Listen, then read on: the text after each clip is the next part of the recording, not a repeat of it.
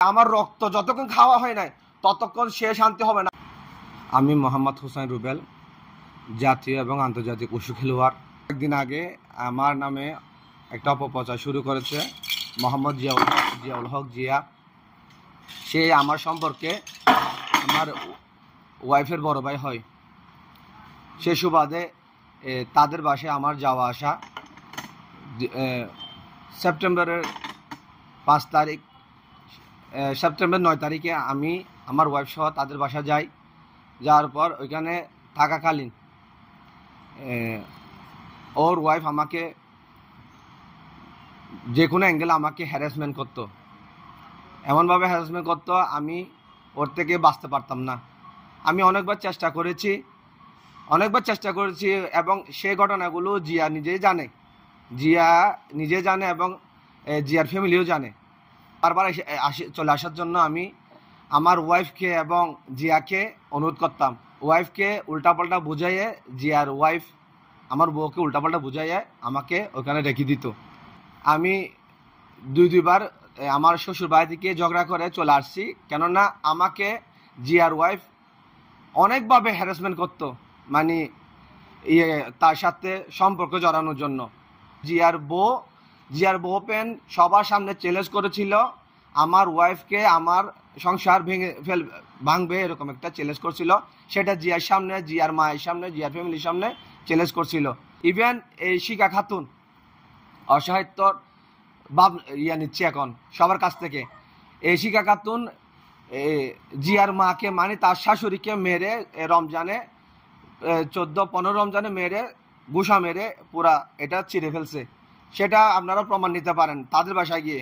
মেয়েটি এমন উশৃঙ্খল প্রকৃতির এবং আমাকে প্রায় সময় আমার ওয়াইফের বিষয়ে খারাপ কথা বলতো।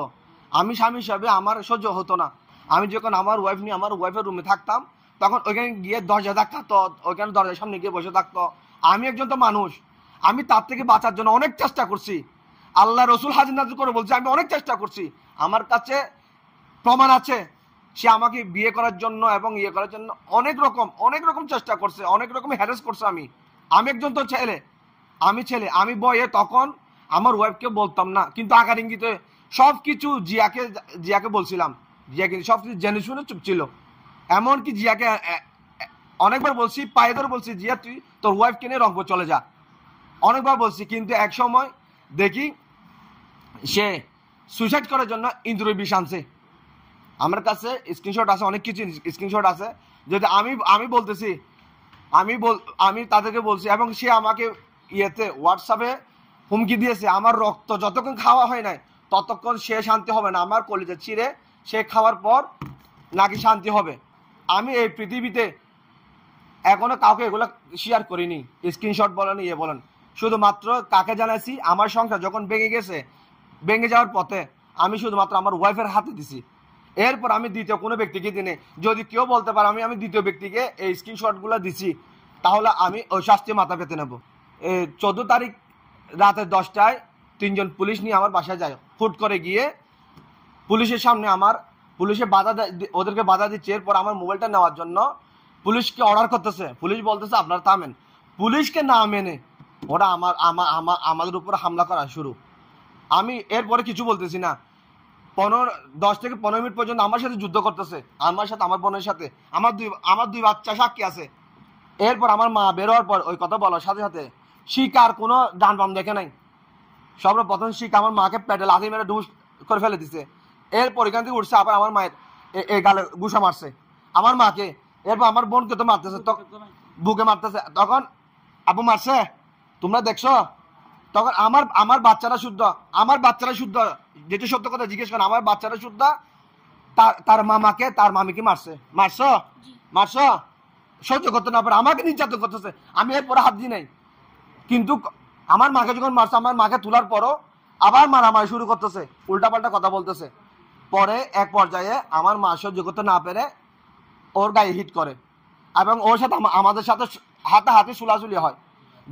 জিয়া একবারও আমাদের গায়ে হাত দেয় না প্রথম থেকে, কিন্তু লাস্ট বারে যখন বেশি হয়ে যাচ্ছে, ওর আমাদেরকে ক্ষতি করতেছে, মারতে চাচ্ছে, সে ও যখন মারবে আমার মা বাবা কি টাকা থাকবে? তখন ওই হাতাহাতির মধ্যে তখন ওর গায়ে একটা আঘাত লাগছে মাথায়। জিয়া, জিয়ার বোন শিকা, ওরা বৈশা অন্তত, যেমন আমাদের শেখ সেলিম ভাই আছে উসুর বর্তমান সেক্রেটারি, উনাকে যদি ডাকতো বলতো এটা নিয়ে মীমাংসা করো, আমি মোবাইলে দিয়ে দিতাম, জ্বালাই ফেলুক, দরকার হলে আমার থেকে লিখিত নেক, আমি ওর সাথে কখনো ইয়ে করবো না, যোগাযোগ করবো না, লিখিত নিত এবং ওর থেকে নিত। আমি তো সব কিছুতে রাজি ছিলাম। আমি ওর থেকে বাঁচতে না পেরে তো আমি চাই প্রশাসন হোক, দেশবাসী হোক, সমাজ হোক, সবাই মিলা বৈশা কোনটা সত্য কোনটা মিথ্যা যাচাই বাছাই করার পর যদি আমি অপরাধ হয়ে থাকি সশক্কে সবার সামনে আমার বিচার হোক।